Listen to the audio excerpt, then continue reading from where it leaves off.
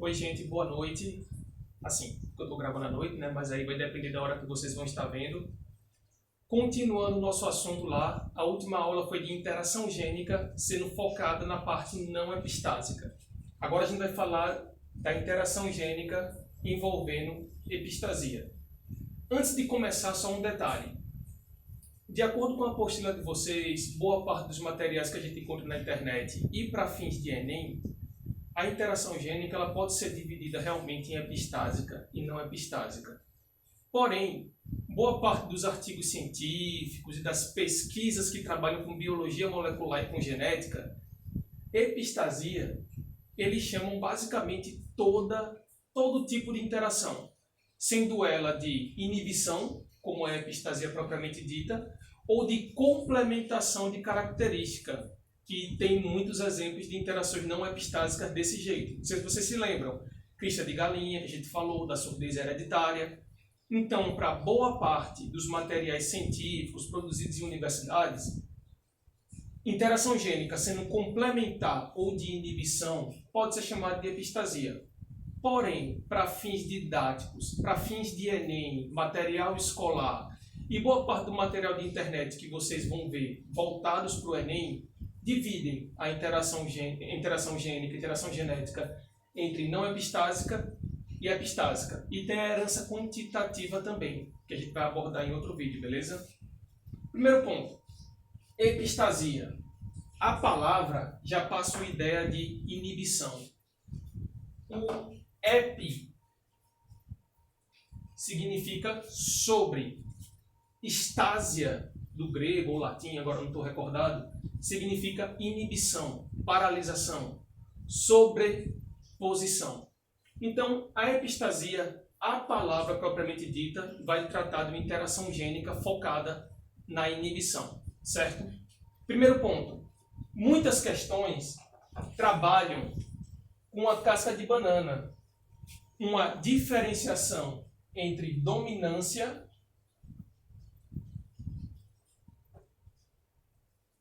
e epistasia. Porque preste atenção, quando a gente fala de um gene dominante ou recessivo, a gente está falando também de um tipo de inibição. O gene dominante é o que se expressa e, de certa maneira, ele inibe o recessivo, que só vai se expressar em condições de homozigose. Isso é o que normalmente acontece, claro, com as exceções do caso de codominância, de polialelia, que a gente já discutiu em aulas anteriores. Mas tem essa diferenciação, que pode cair muito bem naquelas questões de você julgar alternativas. O que acontece? Principal diferença. A dominância, ela ocorre entre genes alelos. Ou seja, no mesmo par de cromossomo. Acontece nos cromossomos homólogos. Isso é a dominância. A epistasia não. A inibição ocorre com um par de genes inibindo outro par de genes. E esse par de genes que inibe, ele não está no par de cromossomo homólogo, ele está em outro par de cromossomos. Essa é a primeira grande questão que você tem que entender de epistasia. A segunda, na verdade, porque a primeira é que a epistasia é uma relação de dominância, é uma relação de inibição. Um par de genes vai interferir, vai inibir a atividade de outro par de genes. O segundo ponto, a epistasia acontece quando um par de genes de outro par de cromossomos homólogos afeta um par de genes daquele par de cromossomos homólogos. Então, fazendo um esqueminha bem vagabundo aqui, vocês sabem que eu sou um péssimo desenhista, a dominância, como se daria? Imagine, aqui é um par de cromossomos homólogos, dois cromossomos. Você tem o gene A, você tem o gene Azinho. Esse é o par de cromossomos, esse é o par de genes. Quando o Azão inibe a expressão do Azinho, isso acontece dentro do mesmo par de cromossomos homólogos. Isso é uma relação de dominância e recessividade. A epistasia, grosseiramente, seria assim. Ó. Você tem o Azão, vamos supor, o Azinho. Aqui vai expressar uma característica fenotípica. E você tem outro par de homólogos Bzão, Bzinho. E esse par de genes vai influenciar, inibir esse par de genes que estão localizados em outro par de cromossomos homólogos. Essa é uma diferença básica realmente, porém é assustadoramente cobrada em questões de vestibulares da vida por aí. Do Enem eu nunca vi muita coisa de epistasia não, certo? Mas nada impede que essa seja a primeira vez. A epistasia, ela pode ser de dois tipos. Pode ser uma epistasia recessiva e ela pode ser uma epistasia dominante. E aqui, já que vocês estão manjando bem dos conceitos de genética, fica claro.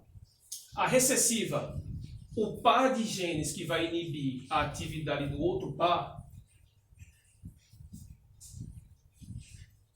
só vai ocorrer inibição se eles aparecerem em homozigose. A epistasia dominante não. Só um gene é necessário para que ocorra essa inibição, certo? Esse é outro conceito. A epistasia pode ser recessiva ou dominante. A recessiva, os genes que vão inibir, que são chamados de genes epistásicos, eles têm que estar em homozigose. E na dominante, o gene epistásico pode ser só um, caso ele apareça como dominante, certo? O gene que inibe é chamado epistásico. O par de genes que é inibido, ou o gene que é inibido, é chamado de hipostásico. Hipostásico com H, beleza? Um exemplo de epistasia do tipo recessiva. Os exemplos mais clássicos, mas a gente vai tentar contextualizar para alguma coisa de ser humano também. Recessiva. O exemplo que todo livro, que a internet também dá de rodo para vocês, é com camundongos. Em alguns camundongos, para a coloração da pelagem, você tem 3 tipos de cores básicas. As cores é agouti, que são os camundongos de coloração selvagem. É uma cor que, para algumas espécies, é mais puxada para o marrom, para outras espécies, é mais puxada para o cinza. Aí vai depender da espécie. Você tem a cor preta e tem os camundongos brancos, certo? O que acontece? O agouti, vamos chamar aqui o gene, ele é dominante. Então, o gene é azão. Então, ele é ou azão, ou azinho. Se tiver o A maiúsculo, o camundongo vai ter essa coloração de pelo. Para ser preto, azinho.